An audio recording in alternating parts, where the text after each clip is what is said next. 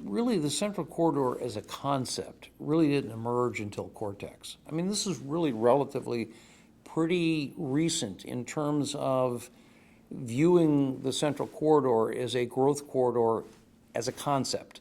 I mean, I don't think that anybody sat down and said, well, we got to save the Central Corridor. I mean, the truth is you had some very nice housing, you had some very major institutions that decided to stay.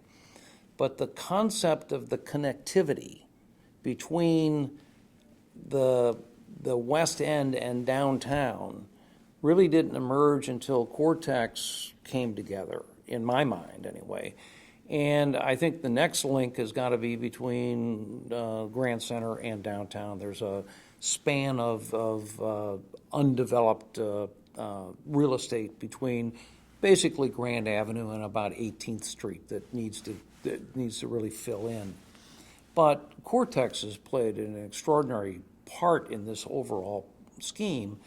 A young man named Chris Grace, young at the time anyway, back in 1990, I guess, was working for me at the city as the development director, and he had come up with this idea that he called Technopolis.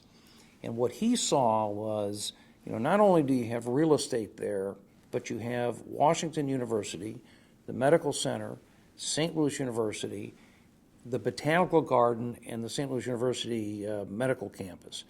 And he said in between those, there's this big piece of land that could be turned into something.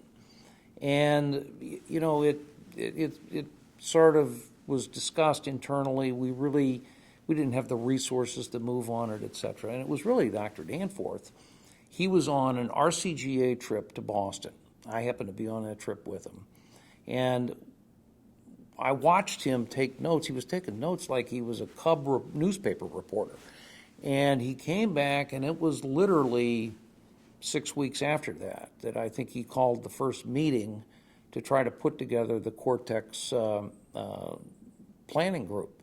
And he got Father Biondi involved in Washington University and the medical centers, and they have done an extraordinary job in just staying on theme, staying on message, and going around the country recruiting exactly the kind of people and the kinds of firms that you need to fulfill that vision.